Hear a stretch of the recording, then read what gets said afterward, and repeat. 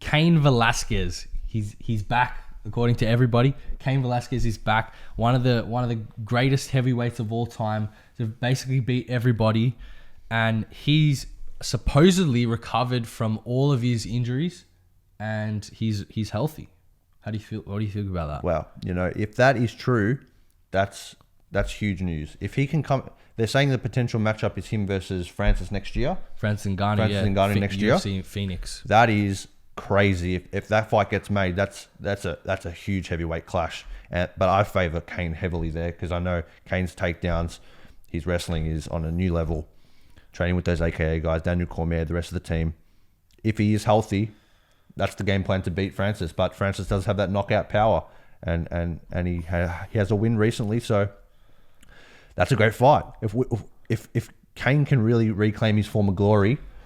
Once Daniel Cormier leaves the division after he fights Brock, after he fights John Jones, and Daniel leaves the division, if Cain's still healthy, he's 36. Heavyweights can be in their prime up until 40 or even further, even older. If he can do that and come back to the heavyweight division, fight them all again, fight Stipe, fight Alistair, fight all these guys, get a couple of wins, and then fight for that vacant title.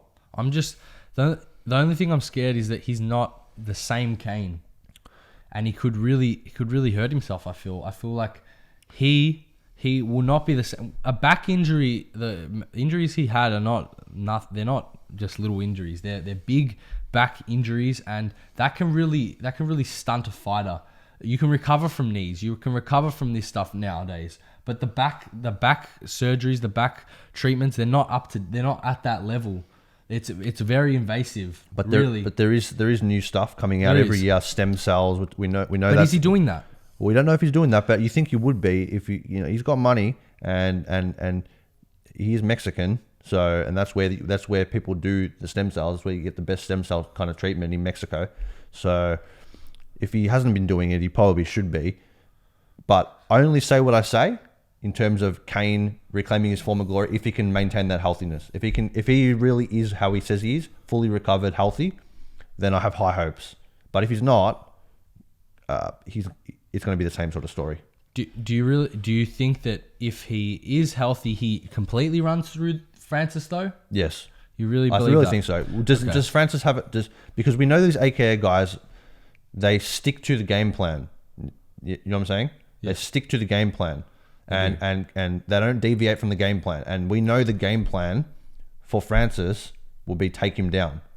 And Cain will easily take him down. There's no way Francis can stop that unless he gets caught with a lucky punch coming in. Think about it. Can Francis stop that takedown?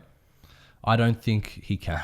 No, he can't. I don't think he can. It's just I'm scared that he's just not him. He's not that. He's 70% of what Cain is. Well, we don't know yet. That's the thing. But We're going to see. 70% of Cain enough to beat Francis. I think it is because when you're talking about Cain Velasquez, you're talking about one of the most skilled heavyweights we've ever seen. So I hope they put the fight together. If it is, Ariel Helwani tweeted out saying that it would be at UFC Pheonix in February.